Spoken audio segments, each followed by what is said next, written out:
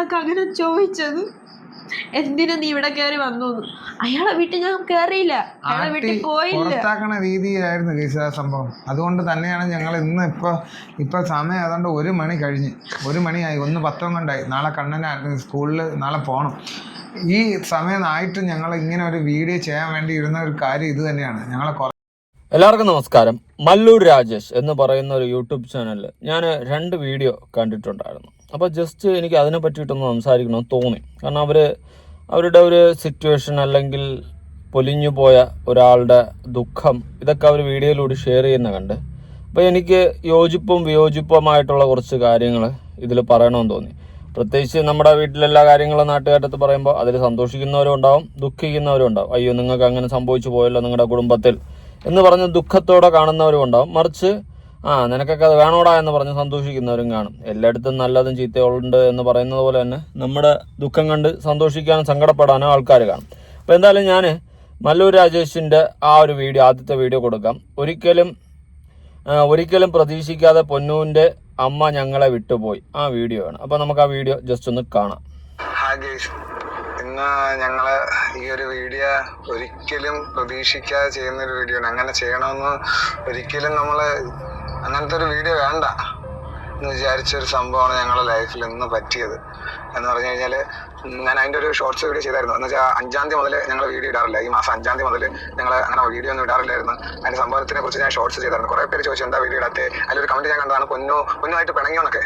അപ്പോൾ അതുകൊണ്ട് ഞാൻ അതിനൊരു ചെറിയൊരു ക്ലാരിഫൈ എന്നുള്ള രീതിയിൽ ഞാൻ ഓക്കെ, ഫാമിലി വ്ളോഗേഴ്സിൻ്റെ എപ്പോഴും ഉള്ള ഒരു വിഷയമാണ്. കുറച്ച് ദിവസം വീഡിയോ ഇട്ടില്ലെങ്കിൽ നിങ്ങളെല്ലാവരും അടിച്ചു പിരിഞ്ഞോ, വഴക്കായോ, വിഷയമായോ എന്നൊക്കെ പറഞ്ഞിട്ട് നാട്ടുകാർ ചോദിക്കുന്നത് അത് സർവ്വസാധാരണമായിട്ടുള്ളതാണ്. അവർ ഫേസ് ചെയ്യുന്ന ഒരു സംഭവം തന്നെയാണ്. കാരണം നിരന്തരം വീഡിയോ ഇട്ടുകൊണ്ടിരുന്നിട്ട് പെട്ടെന്ന് വീഡിയോ ഇടാറുണ്ടാകുമ്പോൾ അപ്പം നിങ്ങൾ ഭാര്യയും ഭർത്താവൊക്കെ പിണങ്ങിയല്ലേ എന്നുള്ള രീതിയിലുള്ള ക്വസ്റ്റ്യൻസ് വരും, സ്വാഭാവികമാണ്. അപ്പം അങ്ങനെ ഇവർക്കും ക്വസ്റ്റ്യൻ വന്നു എന്നാണ് ഇവിടെ രാജേഷ് പറയുന്നത്. പറഞ്ഞു പൊന്നിൻ്റെ അമ്മയുടെ കാര്യം. അപ്പോൾ അതിൻ്റെ ഡീറ്റെയിൽ ആയിട്ട് ഞങ്ങളൊരു വീഡിയോ ചെയ്യാമെന്ന് ഞാൻ പറഞ്ഞു. സംഭവം പറ്റിയെന്ന് പറഞ്ഞു കഴിഞ്ഞാൽ പൊന്നിൻ്റെ അമ്മയ്ക്ക് പ്രഷർ ഉണ്ടായിരുന്നു, BP. അപ്പോൾ ആളങ്ങനെ അധികം അത് ശ്രദ്ധിക്കാതിരുന്നിട്ട് പെട്ടെന്ന് നമ്മുടെ 5-ാം തീയതി വൈകുന്നേരം ആയപ്പോൾ പെട്ടെന്ന് BP ഹൈ ആയിട്ട് ഇന്റേണൽ ബ്ലീഡിങ് ആയത് നല്ലപോലെ ബ്ലീഡിങ് ആയി.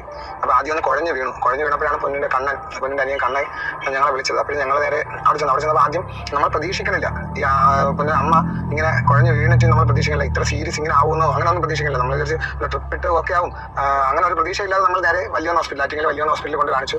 ഓക്കെ, BP കയറിയിട്ട് ഉണ്ടായിട്ടുള്ള ഇഷ്യൂ ആണ് ഈ പറയുന്ന പൊന്നൂൻ്റെ അമ്മയ്ക്ക്. ഈ BP എന്ന് പറയുന്ന കുറച്ച് വിഷയമുള്ള സാധനമാണ്. നമ്മൾ സ്ട്രോക്കിലൊക്കെ അടിച്ചിട്ട് കളായി, BP കൂടി തലയിലെ ഞരമ്പ് പൊട്ടി അവസാനം സ്ട്രോക്കായി, അങ്ങനെ വിഷയങ്ങളിലൊക്കെ കൊണ്ട് എത്തിച്ചു കളയും. സൂക്ഷിക്കുക. നമ്മൾ വീട്ടിലൊരു BP നോക്കുന്ന മറ്റേ സംഭവമൊക്കെ വാങ്ങി വെച്ചേക്കണം. കാരണം ഇടയ്ക്കിടയ്ക്കൊക്കെ കുറച്ച് പ്രായമായി കഴിഞ്ഞാൽ നോക്കുന്നത് നല്ലതായിരിക്കും. ഞാൻ ഇടയ്ക്കിടയ്ക്ക് എൻ്റെ BP നോക്കാറുണ്ട്.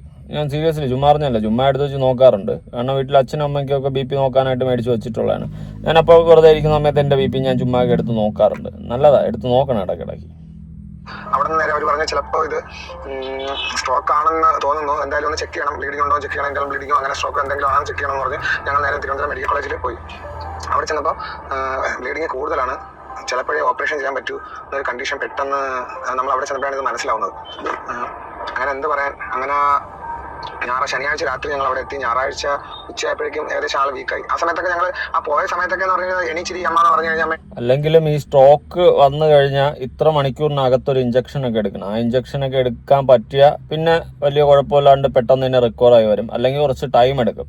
പിന്നെ ഈ പറയുന്ന പോലെ ഭയങ്കര പ്രശ്നമായിട്ട് ഈ പറഞ്ഞതുപോലെ ഞരമ്പൊക്കെ പൊട്ടിക്കഴിഞ്ഞാൽ മേ ബി ചിലപ്പോൾ പിന്നെ ഓർമ്മയില്ലാണ്ടായിപ്പോവും, പിന്നെ കിടയിലായിപ്പോവും, അങ്ങനെ ഉള്ള ഇഷ്യൂസ് ആവും. പിന്നെ ചിലവർ നേരത്തെ തന്നെ എന്തെങ്കിലുമൊക്കെ സംഭവിക്കും. അതൊക്കെ ഓരോ ഭാഗ്യം പോലെ ഇരിക്കും എന്ന് തന്നെ പറയേണ്ടി വരും. കാരണം ദൈവത്തിൻ്റെ വിധികൾ നമുക്ക് ഒരിക്കലും മാറ്റി എഴുതാൻ പറ്റത്തില്ല. പക്ഷേ വന്നിട്ട് രക്ഷപ്പെട്ടവരുണ്ട്, ഈ പറയുന്ന പോലെ ഇഞ്ചക്ഷൻ എടുത്ത് രക്ഷപ്പെട്ടവരുണ്ട്. പിന്നെ ക്രമേണ ഇങ്ങനെ തെറാപ്പി ചെയ്ത് ബാക്ക് ടു നോർമൽ ലൈഫിലോട്ട് വരുന്നവരുണ്ട്. പിന്നെ ഓർമ്മയൊക്കെ നഷ്ടപ്പെട്ട് കഴിഞ്ഞാലാണ് വൻ വിഷയം. അല്ലെങ്കിൽ കുഴപ്പമില്ല, ഓക്കെ ആക്കിയൊക്കെ എടുക്കാൻ പറ്റും. നമുക്ക് അങ്ങനത്തെ വലിയ വിഷയങ്ങളൊന്നും വരില്ല. പിന്നെ എൻ്റെ ഒരു പേഴ്സണൽ അഭിപ്രായത്തിൽ നമ്മൾ ഈ ഇംഗ്ലീഷ് മരുന്ന് കൊടുക്കുന്നതിനേക്കാളും ഹോമിയോയിലോട്ടൊന്ന് ട്രൈ ചെയ്യുന്നത് നല്ലതായിരിക്കും. കാരണം ഈ സ്ട്രോക്ക് വന്നു കഴിഞ്ഞാലേ ഒരുപാട് ഇംഗ്ലീഷ് മരുന്ന് കഴിക്കുക, അത് കിഡ്നി അടുത്ത് അഫക്റ്റ് ചെയ്യും. അതുകൊണ്ട് എൻ്റെ ഒരു പേഴ്സണൽ അഭിപ്രായത്തിൽ ഹോമിയോയിലൊക്കെ ട്രൈ ചെയ്യുന്ന കുറച്ച് നല്ലതായിരിക്കും. ഞാൻ അല്ലെങ്കിൽ തന്നെ ഇപ്പോൾ എന്തെങ്കിലുമൊക്കെ ജലദോഷമോ തുമ്മല എന്തെങ്കിലുമൊക്കെ വന്നാലും ഞാൻ ഹോമിയോയാണ് ട്രൈ ചെയ്യുന്നത്. അതിൻ്റെ റീസൺ വേറെ ഒന്നുമില്ല, നമ്മളെ ആവശ്യമില്ലാതെ ഇംഗ്ലീഷ് മരുന്ന് വാരി കയറ്റി തിന്നും കൊണ്ട് നമ്മുടെ കിഡ്നിയും കൂടി അടിച്ചു പോവും നേരം കാലം. അതുകൊണ്ടാണ് ശരിക്കും കിടക്കാൻ പറഞ്ഞാലും വയ്യ, ഒട്ടും വയ്യ, തലവേദന എടുത്തിട്ട് ആൾ നല്ല വെളിയായിരുന്നു ആ സമയത്ത്. എന്നിട്ട് നമ്മൾ പറയുന്നത് മനസ്സിലാക്കും. അതിനിടയിൽ കൂടെ നാക്കാണ് ആദ്യം പ്രശ്നമായത്. നാക്ക് നല്ലപോലെ സംസാരിക്കാൻ പറ്റത്തില്ലായിരുന്നു, നാക്ക് കുഴഞ്ഞു പോയി. കുഴഞ്ഞപ്പോൾ പൊന്നിൻ്റെ അടുത്ത് അമ്മ ഇത്രയും വേദന ഉണ്ടെങ്കിൽ പറയുന്നത് പോലെ മുടി കെട്ടിപ്പോയി, അപ്പോഴും ശ്രദ്ധകളാണ്. അപ്പോൾ അത് ആ ഒരു സമയത്ത് എനിക്ക് ഇതിനെപ്പറ്റി എന്താണ് എക്സ്പ്ലനേഷൻ ചെയ്യേണ്ടതെന്ന് എനിക്ക് അറിഞ്ഞുകൂടാ. ആ ഒരു രീതിയിലാണ് ഇപ്പം നടന്നത് ലൈഫിൽ. അങ്ങനെ ഞായറാഴ്ച ഉച്ചയായപ്പോൾ ഏകദേശം ആള് ഒന്നും ഇല്ലാത്തൊരു ലെവലായി. കോമ സ്റ്റേജിൽ കിടക്കുന്ന ഒരാളെങ്ങനെയാണ് അതേപോലെ വിളിച്ചറിയില്ല, തൊട്ടറിയില്ല, കണ്ണ് തുറക്കുന്നില്ല, ഒരനക്കമില്ല. അങ്ങനെ അവിടെ നിന്ന് നേരെ വെന്റിലേറ്ററിലേക്ക് മാറ്റി, ICU വെന്റിലേറ്ററിലേക്ക് മാറ്റി. ഞങ്ങൾ അന്ന് തൊട്ട് ഞായർ തൊട്ട് ബുധനാഴ്ച വരെ അവിടെ വെയിറ്റ് ചെയ്തു. വെള്ളിയാഴ്ച ഞായറാഴ്ച തൊട്ട് വെള്ളിയാഴ്ച വരെ ഞങ്ങൾ അവിടെ അമ്മയെ പ്രതീക്ഷയോടെ നിന്ന്. അപ്പൊ തിങ്കളാഴ്ച ഏകദേശം അവർ പറഞ്ഞു തിങ്കളാഴ്ച വെന്റിലേറ്ററിൽ കയറ്റിയ സമയത്ത് ഓരോന്ന് ചിലപ്പോൾ കോമയിലായി പോകാം, ചില കോമയിൽ കിടക്കാം, അല്ലെങ്കിൽ പിന്നെ എന്തോന്ന് സ്ട്രോക്ക് വന്നൊരു സൈഡ് തളർന്ന് കിടന്ന് പോകാം. ഓപ്പറേഷൻ നമ്മൾ അഥവാ ഓപ്പറേഷൻ ചെയ്യാൻ പറ്റുവാണെങ്കിൽ ചിലപ്പോൾ കോമയിലാവാം. എനിക്ക് നേരത്തെ അപ്പൂപ്പൻ ഇതാണൊക്കെ വന്നപ്പോൾ അവർ പറഞ്ഞിട്ടുണ്ടായിരുന്നു കോമയിലാവാം. ഇവിടെ ഞാൻ പ്രതീക്ഷിക്കാനില്ല. നമ്മളെ ഓപ്പറേഷൻ ചെയ്ത് ഒക്കെ ഞാൻ പൊന്നിൻ്റെ അടുത്ത് പറയാണ്, പൊന്നു എൻ്റെ അമ്മയെ കണക്കായിരിക്കും ആദ്യം, കുറച്ച് കഴിയുമ്പോൾ അതങ്ങ് മാറി അങ്ങ് നേരെ ആവും, പെട്ടെന്ന് തന്നെ എല്ലാം മാറി റെഡിയാവുന്നൊക്കെ പറഞ്ഞു. അപ്പോൾ ആ ഒരു സമയത്താണ് പെട്ടെന്ന് തിങ്കളാഴ്ച രാവിലെ വിളിച്ച് പൊന്നിനോട് പറഞ്ഞു, പൊന്നു ഉണ്ടായിരുന്നു, ഞാൻ വീട്ടിലോട്ട് വരുമായിരുന്നു. പൊന്നിനോട് പറഞ്ഞു ആളുടെ ബ്രെയിൻ ഡെത്താണ്, ഇനിയിപ്പം അറിയിക്കേണ്ടവരെയൊക്കെ അറിയിച്ചോളൂ, ഞാൻ ഇനി ബാക്കി അവയവങ്ങൾ മാത്രമേ വർക്കിംഗ് ഉള്ളൂ എന്നുള്ളത് പറഞ്ഞു.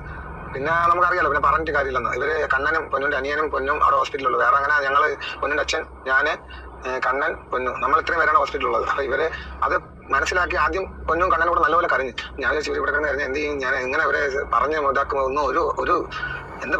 ഒന്നും പറയാൻ പറ്റാത്ത അവസ്ഥയായി. ആ സമയത്ത് പിന്നെ ഇവർ കുറേശ്ശെ ഡോക്ടറൊക്കെ പറഞ്ഞ് പാവം കണ്ണനും പൊരുത്തപ്പെട്ട് ലൈഫിൽ. എന്ന് വെച്ച് കഴിഞ്ഞാൽ അമ്മ ബ്രെയിൻ ഡെത്തായിട്ടും ഒരു വെള്ളിയാഴ്ച വരെ ആളിന്റെ ബാക്കി അവയവങ്ങളെല്ലാം വർക്കിംഗ് കുറഞ്ഞ് പതുക്കെയാണ് വന്നത്. നമ്മൾ വിചാരിക്കണല്ലോ ഇങ്ങനെയൊക്കെ ആവുമെന്ന്. ഞാൻ ശനിയാഴ്ച പോയപ്പോഴും ചിന്തിക്കുന്നത് ഹോസ്പിറ്റലിൽ പോയി ചെക്കപ്പൊക്കെ ചെയ്ത് വീട്ടിൽ കൊണ്ടുവരാം. ഞാൻ എന്ന് വെച്ചാൽ വീട്ടിൽ ഞാൻ അന്ന് ശനിയാഴ്ച വൈകിട്ട് വീട്ടിൽ ചെന്നിട്ട് ഞാൻ എണീക്കാൻ പറഞ്ഞപ്പോഴും ഓക്കെ അവരവരുടെ ആ വിഷമങ്ങളും സിറ്റുവേഷനൊക്കെ പറയുന്നുണ്ട്. ഇത് 12 ദിവസം മുന്നേ ഇട്ടിട്ടുള്ളൊരു വീഡിയോ ആണ്. ഇപ്പോൾ ഈ വീഡിയോയിൽ കുറേ കാര്യങ്ങൾ പറയുന്നുണ്ട്, ഇങ്ങനെ അവിടെ നടന്ന സംഭവങ്ങൾ. അവസാനം അമ്മ പോയി, പൊന്നുവിൻ്റെ അമ്മ പോയി. ഓക്കെ, ഞാനിപ്പോൾ ഈ റീസെൻ്റ്ലിയാണ് ഇവരെ കാണുന്നത്. ഈ ഒരു വീഡിയോ സംബന്ധമായിട്ടാണ് ഞാൻ ഇവരെ കാണുന്നത്. ഞാൻ അതിനു മുന്നേ കണ്ടിട്ടില്ല. ഇനി രണ്ടാമത് ഇവരൊരു വീഡിയോ ഇട്ടിട്ടുണ്ടായിരുന്നു. അമ്മയുടെ മരണത്തോടെ എല്ലാവരുടെയും തനിക്കൊണം വെളിയിൽ വന്നു എന്ന് പറഞ്ഞിട്ടൊരു വീഡിയോ ഇട്ട്. അപ്പോൾ ആ വീഡിയോയിലാണ് മെയിനായിട്ട് എനിക്ക് സംസാരിക്കാനുള്ളത്. നമുക്ക് എന്തായാലും ആ വീഡിയോ ജസ്റ്റ് ഒന്ന് പ്ലേ ചെയ്യാം. ഓക്കെ, അല്ലേ? ഹലോ ഗൈസ്, എന്ത് പറയണമെന്ന് എനിക്ക് അറിഞ്ഞൂടാ. ഞാൻ ഈ ഒരു വീഡിയോ ഇടാനുള്ള സാഹചര്യം പൊന്നിന്റെ അമ്മ മരിച്ചപ്പോൾ തൊട്ടുള്ള പ്രശ്നങ്ങൾ കൊണ്ട് ആണ് ഞാൻ ഇങ്ങനെ ഒരു വീഡിയോ. ഇത് ഇന്നിട്ടതാണ്, 2 മണിക്കൂർ മുന്നേ ഇട്ട വീഡിയോ ആണ്. മറ്റത് 12 ദിവസം മുന്നേ ഇട്ടതാണ്. എന്നിട്ട് ഇത്രയും ഗ്യാപ്പ് എടുത്തിട്ടാണ് അവരിപ്പോൾ ഈ 2 മണിക്കൂർ മുന്നേ ഈ വീഡിയോ ഇട്ടിട്ടുള്ളത്. ഈ വീഡിയോ കാണാം. ഇരിക്കുന്നത് ഞാൻ കഴിഞ്ഞ 3 വീഡിയോ ഇട്ട സമയത്തും ഒരുപാട് പേർക്ക് പല ഡൗട്ടുകൾ ഉണ്ടായിരുന്നു. അപ്പോൾ അതിനെയൊക്കെ ക്ലിയർ ചെയ്യാനും പിന്നെ കുറച്ച് കാര്യങ്ങൾ പറയാനും കൂടെ വേണ്ടിയാണ് ഞാൻ ഇങ്ങനെ ഒരു വീഡിയോ ചെയ്യുന്നത്. അപ്പോൾ ഞാൻ ആദ്യം തന്നെ പൊന്നുവിൻ്റെ കാര്യം പറഞ്ഞു തുടങ്ങാം. പൊന്നുവിൻ്റെ അച്ഛൻ എന്ന് പറയുന്ന ആള് യഥാർത്ഥത്തിൽ പൊന്നിന്റെ അച്ഛനല്ല, അത് പൊന്നിന്റെ അമ്മയുടെ രണ്ടാമത്തെ ഹസ്ബൻഡാണ്. എന്റെ ബ്രദർ, എന്റെ സ്റ്റെപ്പ് ഫാദറിലുള്ളതാണ് എന്റെ ബ്രദർ. നമ്മൾ രണ്ടുപേരും 2 അച്ഛന്റെ മക്കളും 1 അമ്മയുടെ മക്കളുമാണ്.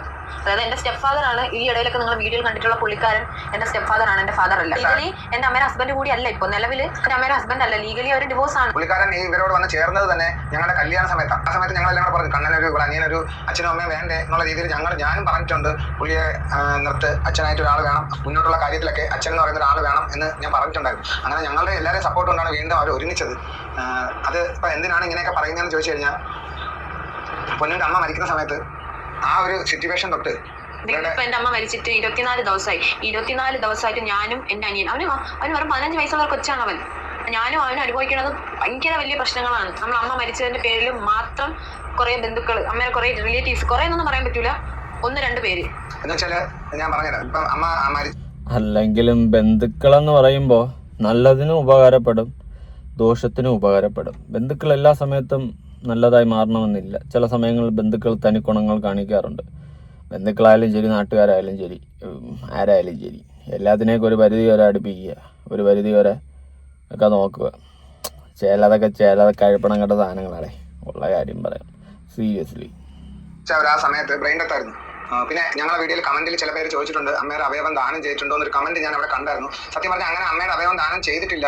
അങ്ങനെ ഡോക്ടർമാരും പിന്നെ ബ്രെയിൻ ഡെത്ത് ആയതുകൊണ്ട് ഡോക്ടർമാർ ചോദിച്ചു. പിന്നെ പൊന്നിന്റെ അച്ഛൻ ഇങ്ങനെ പറഞ്ഞായിരുന്നു, കണ്ണന്റെ അച്ഛൻ ഇങ്ങനെ പറഞ്ഞായിരുന്നു ചെയ്താൽ നല്ലതായിരിക്കും. അപ്പൊ നമ്മൾ അത് ആദ്യം ചെയ്യേണ്ടെന്ന് തീരുമാനിച്ചിട്ട് പിന്നെ ചെയ്യാന്നൊരു ചിന്ത വന്നു. പക്ഷേ നമ്മൾ അതിന്റെ പുറകെ കിടന്ന് ഓടേണ്ട ഒരു സിറ്റുവേഷൻ വന്നപ്പോൾ മരിച്ചുപോയ ആളിനെ കൊണ്ട് നമ്മൾ അങ്ങനെ ഓടണമെന്നുള്ള സിറ്റുവേഷൻ വന്നപ്പോൾ ഞങ്ങൾ അത് വേണ്ടെന്ന് വെച്ചു. അതിലും എനിക്ക് വഴി കിട്ടും. എനിക്ക് വഴി കിട്ടിയെന്ന് വെച്ച് കഴിഞ്ഞാൽ ബേസിക്കലി ഞാനൊരു മോട്ടിവേഷൻ തരാം, ഫ്രീ, വേറെ ഒന്നുമില്ല. ഈ കുടുംബക്കാരെ നാട്ടുകാരത്ത് പറയാതിരിക്കുക, മീൻസ് പ്രത്യേകിച്ച് വീഡിയോ ചെയ്ത് ഇങ്ങനെ ഇടാതിരിക്കുക. നാളെ ഇതിൻ്റെ പേരിൽ നിങ്ങൾ ഫേസ് ചെയ്യേണ്ടി വരുന്ന ക്വസ്റ്റ്യൻസ് വളരെ വലുതാണ്. ഇപ്പം നിങ്ങൾ എല്ലാവരും കൂടി സപ്പോർട്ട് ചെയ്യും, നാളെ ഇതൊക്കെ തിരിയും. അതാണ് ചരിത്രം, നമ്മൾ ഒരുപാട് കണ്ടതാണ്. പിന്നെ നിങ്ങളുടെ മക്കളായാലും സ്കൂളിലൊക്കെ പോകാനുള്ളതാണ്. സ്കൂളിലൊക്കെ പോകുമ്പോൾ കുടുംബകാര്യമൊക്കെ നാട്ടുകാർ കണ്ട് ഏണിങ്സ് കാശ് കിട്ടൂടെ, പക്ഷേ സ്വയമേ ഒരു സാധനം. എന്തായാലും നിങ്ങൾ പറ, കേൾക്കട്ടെ. പറഞ്ഞ് പരത്തിയ ഒരു കാര്യമാണ് ചേട്ടൻ അമ്മയുടെ അവയവങ്ങൾ പൈസക്ക് വിൽക്കാൻ വേണ്ടിയാണ് ഡൊണേറ്റ് ചെയ്യാൻ നിന്നതെന്ന്. സത്യം പറഞ്ഞാൽ ഞാൻ അറിയാത്ത കാര്യങ്ങളാണ് ഞാനിപ്പോ ഈ കുറച്ച് ദിവസങ്ങളായിട്ട്. എന്റെ അമ്മയ്ക്ക് വയ്യാതിരുന്നിട്ട് അച്ഛന് വയ്യാതെ. അതായത് സംഭവം എന്ന് വെച്ച് കഴിഞ്ഞാൽ ഇവരുടെ അവയവങ്ങൾ, ഈ അമ്മ മരണപ്പെട്ടുമല്ലോ, അപ്പോൾ അവരുടെ അവയവങ്ങൾ ഡൊണേറ്റ് ചെയ്യാൻ വേണ്ടിയിട്ടുള്ള ഒരു ഇത് നോക്കിയപ്പോൾ അത് പിന്നെ ഒരുപാട് നൂലാമാല കാര്യങ്ങളൊക്കെ ഉള്ളത് കൊണ്ട് പിന്നെ വേണ്ടെന്ന് വെച്ചു. പക്ഷേ ബന്ധുക്കളൊക്കെ പറഞ്ഞുണ്ടാക്കിയോ അവൻ അതും വിറ്റ് കാശാക്കാൻ വേണ്ടിയിട്ട്, സ്വന്തം അമ്മയുടെ അവയവം വിറ്റ് കാശുണ്ടാക്കാൻ വേണ്ടിയിട്ട് നോക്കുന്നു എന്നുള്ള രീതിയിലൊക്കെ ആയി നാട്ടുകാരുടെ വർത്തമാനം, മീൻസ് ബന്ധുക്കളുടെ വർത്തമാനം. അത് ആ രീതിയിൽ സംസാരിച്ചു. പിന്നെ ബന്ധുക്കളായാലും ശരിയുടെ നാട്ടുകാരായാലും ശരി എന്തെങ്കിലുമൊക്കെ കിട്ടാൻ വേണ്ടി നോക്കിയിട്ടിരിക്കും. നമ്മുടെ എന്തെങ്കിലും നെഗറ്റീവ് കിട്ടി കഴിഞ്ഞാൽ നമുക്ക് ടണ്ണാക്കി അടിച്ചു തരും. അതൊക്കെ എല്ലായിടത്തും നടക്കുന്ന കാര്യങ്ങളാണ്, സർവ്വസാധാരണമാണ്. അത് വലിയ പുതുമയായിട്ടൊന്നും എനിക്ക് ഫീൽ ചെയ്യുന്നില്ല. പിന്നെ ഇപ്പോൾ അവയവദാനം ചെയ്തിരുന്നെങ്കിൽ അത് ചിലപ്പോൾ കുറേ പേർക്ക് ജീവൻ നൽകിയേനെ, ചിലപ്പോൾ ഒരുപാട് നല്ല നല്ല കാര്യങ്ങൾ സംഭവിച്ചേനെ. അതൊക്കെ ഓരോരുത്തർ മനസ്സ് വേണമെങ്കിൽ ചെയ്യുക. പക്ഷെ അത് വിറ്റ് കാശുണ്ടാക്കാൻ വേണ്ടിയിട്ട് ശ്രമിച്ചെന്നുള്ളൊരു കാര്യം പറയുമ്പോൾ എനിക്ക് യോജിപ്പില്ല. മേ ബി അവർ ആർക്കെങ്കിലും അത് നല്ലത് പെടുന്നെങ്കിൽ പെടട്ടെ എന്ന് വിചാരിച്ച് അമ്മ മരണപ്പെട്ടെങ്കിലും അമ്മയുടെ അവയവങ്ങളിലൂടെ പലർക്കും ജീവനും തിരിച്ചു കിട്ടുന്നുണ്ടെങ്കിൽ വളരെ നല്ല കാര്യമാണ്. ഓക്കെ, അത് പറഞ്ഞതേ ഉള്ളൂ, പറ. എന്നിട്ട് പോലും ഞാൻ ഇത്രയ്ക്ക് ടെൻഷൻ അടിച്ചിട്ടില്ല, ഇത്രയ്ക്ക് ഞാൻ വിഷമിച്ച് ഇരുന്നിട്ടില്ല. നിങ്ങളെ കുറെ പേര് ചോദിക്കുന്നത് വീഡിയോ ഇടാത്തത് സത്യം ഇതാണ്. എന്റെ ഒരു മൈൻഡ് ഓക്കെ ആവുന്നില്ല, അതൊക്കെ കൊണ്ടാണ് ഞാൻ വീഡിയോ ഇടാതിരുന്നത് തന്നെ. അപ്പോൾ ഇന്ന് നമ്മളിപ്പോൾ ഈ റീസെന്റ് ആയിട്ട് ഈ ഒരു വീഡിയോ ഒരിക്കലും നമ്മുടെ ചാനലിൽ വരത്തില്ലായിരുന്നു. ആരെ ഹേർട്ട് ചെയ്യാൻ വേണ്ടിയിട്ടും പറയണതല്ല. പക്ഷെ ഇന്ന് ഇപ്പോൾ സമയം 12 മണിയാണ് രാത്രി. ഇപ്പോഴാണ് ഞാൻ എൻ്റെ വീട്ടിൽ പോയിട്ട് ചേട്ടൻ്റെ വീട്ടിലോട്ട് വരുന്നത്. ഞാൻ മാത്രമല്ല, ഞാനും ചേട്ടനും അനിയനും കൂടി, അനിയൻ്റെ ബുക്കും കുറച്ച് ഡ്രസ്സുകളും അവിടെ കിടപ്പുണ്ടായിരുന്നു. നാളെ അവർ +1 അഡ്മിഷൻ സ്കൂൾ തുറക്കുകയാണ്. അപ്പോൾ അവന് പുതിയ ഷൂ ഒക്കെ അങ്ങ് ആയിപ്പോയി. അപ്പോൾ അവന് നാളെ ഇട്ടോട്ട് കൊണ്ടുവന്ന നമ്മൾ സാധനങ്ങൾ എടുക്കുക. ഇപ്പം എൻ്റെ വീട്ടിലോട്ട്, അതായത് എൻ്റെ അമ്മ കഷ്ടപ്പെട്ട് വെച്ചുണ്ടാക്കി അവരെ വിയർപ്പിൽ അധ്വാനിച്ചുണ്ടാക്കിയ ആ ഒരു വീട്, അവിടെ ഞാനും ആ അമ്മയുടെ മകനും മകളും ചെന്നപ്പോൾ അമ്മയുടെ സഹോദരൻ എന്ന് പറയുന്ന ആള് പറയാണ്, നീ എന്തിനിവിടെ വന്ന്. അതിന് തന്നെ ഒരു കാര്യമുണ്ട്. അപ്പൊ ഈ സ്റ്റെഫാദർ എന്ന് പറയുന്ന പുള്ളി കുറച്ച് നാളായിട്ട് എനിക്ക് ഞാനെന്തോ വലിയ തെറ്റ് ചെയ്തു, ഞാനെന്തോ അടിച്ചു മാറ്റി, അങ്ങനെയൊക്കെയുള്ള രീതിയിലാണ് പുള്ളിയുടെ സംസാരം. പ്രശ്നത്തിനൊക്കെ തുടക്കം വേണമെന്ന് വെച്ചാൽ എൻ്റെ അമ്മ ബ്രെയിൻ ഡെത്ത് ആയിട്ട് ഹോസ്പിറ്റലിൽ കിടക്കുന്ന സമയത്താണ് എൻ്റെ സ്റ്റെഫാദർ, രണ്ടാം അച്ഛൻ എന്ന് പറയുന്ന പുള്ളിക്കാരൻ എൻ്റെ അടുത്തൊരു കാര്യം പറയുന്നത്. എൻ്റെ അമ്മയ്ക്ക് ഒരു 48,000 രൂപയോ 46,000 രൂപ എത്രയോ കൊടുത്തിട്ടുണ്ട്, അത് പുള്ളിക്കാരന് തിരിച്ചു വേണം. എൻ്റെ അമ്മ മരിക്കാൻ കിടക്കുന്ന സമയത്ത് പുള്ളിക്കാരൻ ആരാടാ ഈ സ്റ്റെപ്പ് ഫാദർ? ഞാനൊന്നും പറയുന്നില്ല. സത്യം, ഇത് ഒരു തരത്തിൽ നോക്കുമ്പോൾ നമ്മളൊരു ദാമ്പത്യ ജീവിതത്തിൽ നിൽക്കുമ്പോൾ കൂടെയുള്ള പാർട്ട്ണർ മരണപ്പെട്ടു പോയാൽ അത്യാവശ്യം നമുക്ക് ഗേജ് ആയിക്കഴിഞ്ഞാൽ നമ്മൾ മിണ്ടായിരിക്കുന്നതായിരിക്കും നല്ലത്, ഒറ്റയ്ക്ക് ജീവിക്കുന്നതായിരിക്കും നല്ലത്. നാളെ അല്ലെങ്കിൽ സ്റ്റെപ്പ് ഫാദറും സ്റ്റെപ്പ് മദറും ഒക്കെ കാരണം മക്കൾ ആയിരിക്കും കേൾക്കുന്നത്. പ്രത്യേകിച്ച് മക്കളുണ്ടെങ്കിൽ കുറച്ചൊരു അകലം പാലിക്കുന്നത് ബെറ്റർ ആയിരിക്കും. അല്ലെങ്കിൽ നാളെ ആ മക്കൾ പഴി കേൾക്കേണ്ടി വരും. എന്താ ഇവരിരുന്ന് ഇപ്പോൾ ഈ പറയുന്നത് പോലെയൊക്കെ അബൌട്ട് അതൊക്കെ ഓരോരുത്തരുടെ ലൈഫ് തീരുമാനം. ഞാൻ എൻ്റെ ഒരു അഭിപ്രായം പറഞ്ഞാണ്. ഞാനിപ്പോൾ എൻ്റെ ഒരു അഭിപ്രായം പറയാമല്ലോ, അതിൽ തെറ്റൊന്നുമില്ലല്ലോ. തിരിച്ചു വേണം. അവിടെ നിന്നാണ് ഈ അടിയും വഴക്കും ഒക്കെ സ്റ്റാർട്ട് ചെയ്യുന്നത്. ഞാൻ പറഞ്ഞു എനിക്കത് തരാൻ പറ്റത്തില്ല. സത്യം പറഞ്ഞാൽ ഞാൻ പൊന്നിനെ കല്യാണം കഴിക്കുന്നതെന്ന് പറഞ്ഞു കഴിഞ്ഞാൽ ഒരു കാര്യം കൂടെ ഉണ്ട്. പൊന്നിന്റെ വീടും വസ്തുവും ജപ്തിയിലാണ്. കല്യാണം കഴിക്കുന്ന ആ സമയത്ത് ജപ്തിയിലാണ് തോന്നുന്നത്. കല്യാണം കഴിക്കുന്നതിന് എനിക്ക് 4-5 മാസം മുമ്പ് ജപ്തിക്കുള്ള ബോർഡും വെച്ച് വീടിന്റെ കഥവിൽ അവർ ഇത് ഒട്ടിച്ചു, നോട്ടീസ് ഒട്ടിച്ചു. ജപ്തിയിലായ ഒരു വീടാണ് പൊന്നിന്റെ അമ്മയ്ക്ക്, പൊന്നിന്റെ അവരുടെ ഉള്ളത്. ഞാൻ പൊന്നിനെ കല്യാണം കഴിക്കുന്നത് അവരുടെ സ്വത്തോ അല്ലെങ്കിൽ പണമോ അല്ലെങ്കിൽ അവരുടെ രീതിയോ ഒന്നുമില്ലാതെ ഞാൻ എന്റെ സ്വന്തം രീതിയിലാണ് പൊന്നിനെ കല്യാണം കഴിച്ച്. ആരുമില്ല അവരുടെ ഭാഗത്തുനിന്ന്, നമുക്ക് അങ്ങനെ ഒരു ഇതും വന്നിട്ടില്ല. ഞാൻ എന്റെ സ്വന്തം നിലയിലാണ് പൊന്നിനെ കല്യാണം കഴിച്ച് ഞാൻ എന്റെ വീട്ടിൽ കൊണ്ടുവന്നത്. ഞാൻ ഒരിക്കലും അവരുടെ സ്വത്തോ അങ്ങനെ ഒരു സംഭവത്തിലേക്ക് നിന്നിട്ടില്ല. എനിക്ക് ആ ഒരു അവനെ കല്യാണം കഴിച്ച് തന്നതുപോലും അല്ല അവര്. സത്യം പറഞ്ഞു, ഞാൻ ഇറങ്ങി വന്നത് പോലെയാണ് സത്യത്തിന്റെ കല്യാണം നടന്നത്. എന്റെ പലരും ചോദിക്കും അമ്മ അച്ഛനെ വീഡിയോയിൽ കാണിക്കുന്നില്ലെന്ന് വെച്ച് കഴിഞ്ഞാൽ അവര് കൂടുതലും എന്തെങ്കിലും ആവശ്യം ഉണ്ടെങ്കിൽ അല്ലാതെ അങ്ങനെ വിളിച്ചിട്ടില്ല. ഈ ഇപ്പൊ പൊന്നുവിന്റെ വിരുന്നെന്ന് പറയുന്നത് തന്നെ ഇവരെ വീഡിയോ ഉടനീളം കണ്ടപ്പോൾ എനിക്ക് മനസ്സിലാക്കാൻ വെച്ചാൽ നല്ല വിഷമമുണ്ട്, ഒരുപാട് സങ്കടവും ഉണ്ട്. ഇതൊക്കെ എല്ലാം കൂടി ഇങ്ങനെയൊക്കെ കാട്ടിക്കൂട്ടിയതിൽ ഞാൻ പറയുന്നതെന്ന് വെച്ച് കഴിഞ്ഞാൽ നിങ്ങളെ കാര്യം നോക്കി മുന്നോട്ട് ജീവിക്കുക. അല്ലാണ്ട് അവരിത് പറഞ്ഞു ഇവരത് പറഞ്ഞെന്ന് പറഞ്ഞാൽ അതിനെ ബോധർ ചെയ്തുകൊണ്ടിരുന്ന് കഴിഞ്ഞാൽ അവിടെ ഇരിക്കുക. ഉള്ള കാര്യം പറയുന്നവരൊക്കെ പറയും. എടേ നമുക്ക് ശരിയെന്ന് തോന്നുന്നതൊക്കെ ചെയ്യുക, അല്ലാണ്ട് ഇത് വന്നിട്ട് നാട്ടുകാരത് മൊത്തം വിളിച്ച് പറയുന്നതിൽ വലിയ അർത്ഥമൊന്നുമില്ല. ഇതൊക്കെ നാളെ നിങ്ങൾക്ക് തന്നെ ഇതാവും. പിന്നെ ഇപ്പോൾ കുറേ കാശ് കിട്ടും, ശരിയാ, കാശ് തന്നെയാണ് അവിടെ, കാശുണ്ടെങ്കിൽ എല്ലാം സെറ്റാണ്. പക്ഷേ നാളെ നിങ്ങളുടെ മക്കളൊക്കെ സ്കൂളിൽ പോകാനുള്ളതല്ലേ, ആ ബോധമൊക്കെ കാണിക്കുക. നിങ്ങളൊക്കെ തന്നെ ഇത് വിളിച്ച് പറയും. കുടുംബകാര്യം എങ്ങനെയാണ് എനിക്കത് ഇതുവരെ മനസ്സിലായിട്ടില്ല. ഈ കുടുംബകാര്യം എങ്ങനെ നാട്ടുകാരെ വിളിച്ച് അറിയിക്കാൻ തോന്നുന്നു മൊത്തത്തിൽ. എന്നാലും അത് വല്ലാത്തൊരു തൊലിക്കെട്ടിയാണ്. പോട്ടെ പറയണ. കല്യാണത്തിന് വരുന്ന സ്നേഹത്തിന്റെ വേറെ പ്രശ്നങ്ങളൊന്നുമല്ല. പൊന്നിന് കല്യാണത്തിന് വിരുന്ന് വിളിക്കുന്ന സത്യത്തിൽ സ്വന്തം അമ്മയും അച്ഛനാണ് വിളിക്കേണ്ടത്. അങ്ങനെ ഒന്നും ആദ്യം വിളിച്ചിട്ടില്ല, ലാസ്റ്റാണ് പിന്നെ അങ്ങനെ ഒരു ഇതിന് തന്നെ പോയത്. നമ്മൾ വെറുതെ ആ ഒരു എനിക്ക് അത് പറയാൻ താല്പര്യമില്ല, കാരണം ഇപ്പൊ എല്ലാത്തിലും കുറ്റക്കാരൻ ഞാനാണ്. എല്ലാരും ചേട്ടനാണ് പറയുന്ന കാര്യം എന്ന് വെച്ചാൽ ചേട്ടൻ ഈ വീടിനും വസ്തു ഓൾറെഡി ജപ്തിയിലിരിക്കുന്ന വീടും വസ്തുവാണ്. ഞാൻ പറഞ്ഞു എനിക്ക് ആ വീടും വസ്തു സ്വത്തോ വകയോ ഒന്നും വേണ്ട. പക്ഷെ എന്റെ അമ്മ ജീവിച്ചിരുന്ന വീട്ടിൽ എനിക്ക് കയറാൻ പാടില്ല. നീ എന്തിനു വന്നു എന്ന് അമ്മയുടെ മൂത്ത സഹോദരൻ ചോദിക്കുകയാണ്. നീ എന്തിനു വന്നു? എന്തിനാന്ന് വെച്ച് കഴിഞ്ഞാൽ ഗീരവത്ത് എടുക്കാൻ വന്നത് ആരാണ്? ഈ അമ്മയുടെ മൂത്ത സഹോദരൻ. ഇതിനൊക്കെ പിടിച്ച് ഇടിയിലായി, അതാണ് നല്ലത്. ഓരോന്ന് ഇറങ്ങിയിട്ടുണ്ട്, മൂത്ത സഹോദരൻ, ഇളയ സഹോദരൻ എന്നൊക്കെ പറഞ്ഞു. ഈ സ്വത്ത് പണം എന്ന് പറയുമ്പോൾ ഈ കുറേ എണ്ണത്തിന് കൊണ്ട് ഇളവും. എല്ലാം കണക്കാ. ബന്ധുക്കളും കൊള്ളാം, സ്വന്തക്കാരും കൊള്ളാം. പാസങ്കൾ നേസങ്കൾ ഏതുവും என்று வாழ்ந்திடும் வாழ்க்கைയോ வாழ்க்கைകളായി. പോയിട്ട് പകല് വാ, അപ്പൊ നമുക്ക് നോക്കാം. എന്ത് അധികാരമാണ് ആ വയ്യാക്കുള്ളത്? ഈ സംഭവം ഈ പൊന്നിന്റെ അച്ഛൻ എന്ന് പറയുന്ന ആള് ഈ ഇടയ്ക്ക് റോങ് ഇങ്ങനെ 2 വെള്ളത്തിൽ ചവിട്ടുന്ന രീതിയിലുള്ള രീതി കാണിച്ചപ്പോൾ ഞാൻ പൊന്നിന്റെ അടുത്ത് പറഞ്ഞു, പൊന്നു പുള്ളി എന്തെങ്കിലുമൊക്കെ ലീഗലി ആയിട്ടുള്ള സർട്ടിഫിക്കറ്റ് ഉള്ള എടുത്തോണ്ട് പോകും, നിങ്ങൾ നോക്കിക്കോന്ന് പറഞ്ഞു. പൊന്നു നോക്കിയപ്പോൾ ആ വീട്ടിൽ ഇരിക്കുന്ന മിക്ക സർട്ടിഫിക്കറ്റ് ആധാരമില്ലേ, ആധാരം, അമ്മേരെ ആധാരം, ഡോക്യുമെന്റ്, അമ്മേരെ സൈന്, അത് ഇത്, അമ്മേരെ എന്തൊക്കെ ഡീറ്റെയിൽസ് ഉണ്ടോ അതെല്ലാം അയാൾ എടുത്ത് അയാളെ ഫയലിന്റെ അകത്ത് ആക്കി വെച്ചിരിക്കുന്നു. ഇത് ഞാൻ തിരിച്ചെടുത്തു. കാരണം ലീഗലി ഹസ്ബൻഡ് അല്ല, ഹസ്ബൻഡ് ആവേയല്ല, ഇവരെന്തായാലും സെപ്പറേറ്റ് ആയിട്ട് ജീവിച്ച വ്യക്തികളാണ്, ലീഗലി ഹസ്ബൻഡ് അല്ല. എന്റെ അമ്മ മരിച്ചതിന്റെ സ്ഥിതിക്ക് അമ്മയുടെ ഡോക്യുമെന്റും ഒക്കെ സൂക്ഷിക്കേണ്ട നമ്മൾ 2 മക്കളാണ്. അതൊക്കെ അങ്ങനെയുള്ള സംഭവങ്ങൾ പൊന്നെ തിരിച്ചെടുത്തപ്പോൾ അതിനെല്ലാം മെയിൻ ബ്രെയിൻ യൂസ് ചെയ്യുന്നത് ഞാനെന്നുള്ള രീതിയിൽ ഇന്നും എനിക്ക് പ്രാക്ക് കിട്ടും. പ്രാക്ക് മാത്രമല്ല, ഇന്നിപ്പോ നമ്മൾ ഈ ഒരു വീഡിയോ വിട്ടത് തുടങ്ങിയത് തന്നെ ഇന്ന് കണ്ണനെ ഞങ്ങളങ്ങ് കൊണ്ടുവന്നു. അവിടെ നിർത്താൻ പറ്റില്ല, കാരണം ആരുടെയും കൊല്ലും അവന്. ഇപ്പൊ അവന്റെ പഠിത്തം എന്ന് പറയുന്നത് അവൻ ആഹാരം കൊടുത്താൽ മാത്രം പോരാ അവന്റെ ജീവിതത്തിൽ. അവന്റെ അച്ഛൻ ഇപ്പൊ അയച്ചൊരു വോയിസ് ഉണ്ട്, അത് ഞാൻ പിന്നെ കേൾപ്പിച്ചേക്കാം. അതെന്ന് പറഞ്ഞു കഴിഞ്ഞാൽ പുള്ളിക്കാരൻ പറഞ്ഞത്, നിങ്ങൾക്ക് ധൈര്യം ഉണ്ടെങ്കിൽ അവന് 18 വയസ്സ് വരെ അവന് അച്ഛൻ എന്നുള്ള നിലയിൽ എന്തെങ്കിലും കൊടുക്കാനുള്ളൂ, അത് കഴിഞ്ഞാൽ ഒന്നും കൊടുക്കാനില്ല, നിങ്ങൾ കേസ് കൊടുത്ത് വാങ്ങി.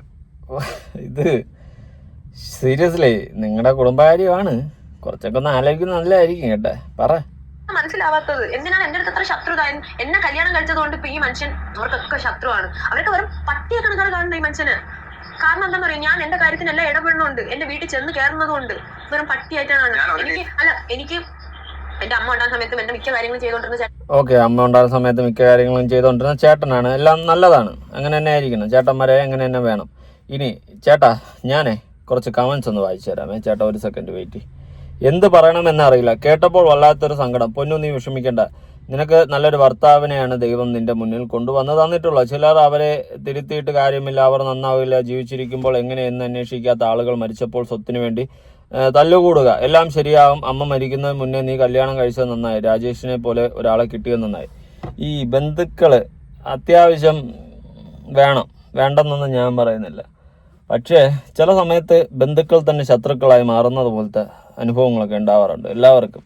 കാശ്, സ്വത്ത്, പണം, ഇതൊക്കെ ഉണ്ടെങ്കിൽ എല്ലാവരും ഉണ്ടടേ, അല്ലെങ്കിൽ ആരും ഇല്ലടേ. അതാണ് നമ്മുടെ പ്രപഞ്ചം, യൂണിവേഴ്സേ അങ്ങനെയാണ്.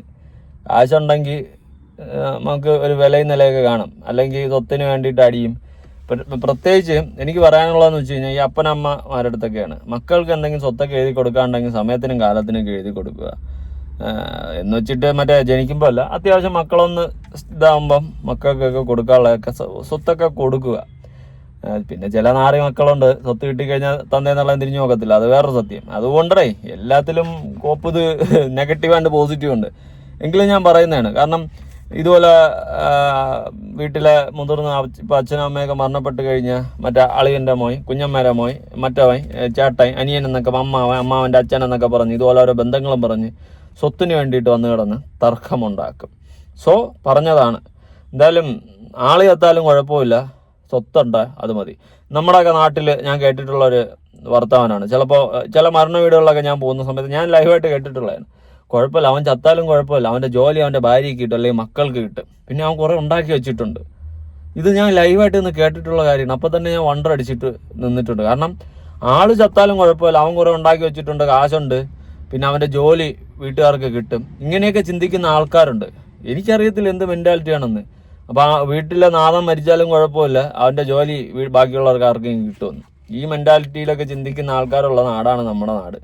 അതുകൊണ്ട് വലിയ അത്ഭുതമൊന്നും പെടണ്ട. ബാക്കി ഞാൻ തന്നെയാണ്. അമ്മയെ ബുദ്ധിമുട്ടിച്ചിട്ടില്ല. ഒരിക്കലും ഒരു വ്യക്തി അങ്ങനെ ചെയ്യത്തില്ല. കല്യാണത്തിന് മുമ്പ് എന്നെ പഠിപ്പിക്കാൻ വരെ പൈസ തന്നിട്ടുണ്ട് ചേട്ടൻ. എന്നിട്ടും എനിക്ക് ചോദിക്കാനും പറയാനും ആരും ഇല്ലാത്തത് കൊണ്ടാണ് എന്റെ അമ്മ മരിച്ച്. ഇനി ചേട്ടൻ മാത്രമേ ഉള്ളൂ എനിക്ക് എന്ത് കാര്യത്തിന് വിളിച്ചോണ്ട് പോവാൻ. എന്റെ അനിയൻ കൊച്ചാണ്. അവൻ ചിലപ്പോൾ നാളെ കാലത്ത് വളർന്ന് വലുതാകുമ്പോൾ ചിലപ്പോൾ അവൻ ചോദിക്കുമായിരിക്കും. എനിക്ക് ചേട്ടൻ മാത്രമേ ഉള്ളൂ. അതുകൊണ്ട് എല്ലാവരും ചേട്ടനെ പട്ടിയായിട്ടാണ് കാണുന്നത്. ചേട്ടനാണ് ഈ കുടുംബത്തിൽ പ്രശ്നം ഉണ്ടാക്കണം. ചേട്ടനാണ് എനിക്കും എന്റെ അനിയനും എല്ലാം. എന്റെ പൊന്നു ചേട്ടാ, ചേട്ടനെ പട്ടി വിലയാണ് തരുന്നതെങ്കിൽ തിരിച്ച് പട്ടിയുടെ തീട്ടം വില തിരിച്ചു കൊടുക്കണം. അത്രേ ഉള്ളൂ. മൈൻഡ് ചെയ്യില്ല. എന്തിനാണ് കുടുംബക്കാരെയൊക്കെ ഇങ്ങനെയുള്ള വൃത്തിയുടെ കുടുംബക്കാരെയൊക്കെ നമ്മളെ സ്വത്ത് ആഗ്രഹിച്ചു വരുന്നത്, നമ്മളെ കൂടെ കാശിന് വേണ്ടിയിട്ട് വരുന്ന ഇങ്ങനത്തെ ആൾക്കാരൊന്നും നിർത്തേണ്ട കാര്യമില്ല. കാശ് കിട്ടിയില്ലെന്ന് വെച്ചാൽ, സ്വത്ത് കിട്ടിയില്ലെന്ന് വെച്ച് കഴിഞ്ഞാൽ പിണങ്ങി പോകുന്നതാ, ചീത്ത വിളിച്ച് പോകുന്നതൊക്കെ പോട്ടം വയ്ക്കണം. നിങ്ങൾ നിങ്ങളുടേതായ ഒരു വിരലിൽ നിലയിൽ നിൽക്കുക. എന്തിനാണ് ചുമ്മാ ആവശ്യമില്ലാതെ? കുടുംബക്കാർ കോപ്പാണ്. ഒന്നും പറയണില്ല. അതുകൊണ്ട് ഞാൻ ഇതൊന്നും അറിഞ്ഞു പോലില്ല. നമ്മൾ സംഭവം പൊന്നിന്റെ അമ്മ ആയതുകൊണ്ട് പൊന്നിന്റെ അമ്മയെ നോക്കേണ്ടത് നമ്മളെ കടമയാണ്. ആ കടമ നമ്മൾ പാലിച്ചു പറ്റും. ചേട്ടന്റെ അമ്മയെ നോക്കണം ചേട്ടനാണ്. ചേട്ടന്റെ അമ്മയെ ചേട്ടൻ നോക്കണം എന്ന് പറഞ്ഞ് കുറച്ച് ബന്ധുക്കളൊന്നും പറയണം നിന്റെ അമ്മ നീ നോക്കിയല്ലോ, അതിന്റെ പൈസ നമ്മൾ തരാം. അതിലെന്താണ് ന്യായം? അതാണ്. അങ്ങനെ ആരും പറയില്ല. പക്ഷെ എന്റെ വീട്ടുകാരെന്നൊന്നും പറയാൻ എനിക്ക് ഇഷ്ടമല്ല. എന്റെ അമ്മയുടെ ബന്ധുക്കളൊന്നും പറയാൻ ഇഷ്ടമല്ല. എന്റെ അമ്മയുടെ സഹോദരനൊക്കെ പറയാണ്, എന്തിന് നീ നിന്റെ അമ്മയെ നോക്കിയത് എത്ര രൂപയെന്ന് പറ, ഞാൻ നിനക്ക് തരാം. പിച്ച തരുന്നതാ എനിക്ക്. ഞാൻ എന്റെ അമ്മയെ നോക്കിയത് എനിക്ക് തിരിച്ച് പിച്ച തരുന്നതാണോ? ഇത്ര വൃത്തികെട്ട മനസ്സാണെന്നാണ് ഞാൻ. തീട്ട കുടുംബം തീട്ട പറയാം. ബന്ധുക്കളെ ഈ വെറും പട്ടിത്തിട്ടങ്ങള്. അല്ലാണ്ട് ഇതിനെയൊക്കെ എന്ത് പറയാൻ? നിന്റെ അമ്മയെ നോക്കി എന്തിനാണ് ഇപ്പം ആ പൈസ തന്നിട്ട് സ്വത്ത് അടിച്ചോണ്ട് പോകാന്? ചെറിയ പൈസ ഇട്ടിട്ട് വലിയ സ്വത്ത് അടിച്ചോണ്ട് പോകാനായിട്ടുള്ള കാശ് പണി. ഇവന്മാരൊക്കെ വിചാരം ഇവന്മാർ ചാകുമ്പോൾ ഇതെല്ലാം കൂടി കൂടുക്കി എടുത്തോണ്ട് പോകുന്നത്. അവിടെ അവനവന് വേണമെങ്കിൽ ഉണ്ടാക്ക്. അതേ എനിക്ക് പറയാനുള്ളൂ. ഇപ്പം എൻ്റെ വീട്ടിൽ എൻ്റെ അപ്പൻ ഉണ്ടാക്കിയ സ്വത്തോ കാശോ ഒക്കെ എൻ്റെ അപ്പന് ഇഷ്ടമുണ്ടെങ്കിൽ എനിക്ക് തന്നാൽ മതി. ഇല്ലെങ്കിൽ എൻ്റെ ചേട്ടന് കൊടുത്താൽ എനിക്കൊരു പ്രോബ്ലം ഇല്ല. ഞാൻ നാളെ എന്തിനാ അപ്പ അവന് കൊടുത്ത എന്നൊന്നും ഞാൻ ചോദിക്കാൻ പോകുന്നില്ല. മനസ്സിലായി? അതാണ് എൻ്റെ ഗുണം. എനിക്ക് വേണമെന്നുള്ളത് ഞാൻ ഉണ്ടാക്കും. ഓക്കെ, അതാണ് ഒറ്റ മൈൻഡ്.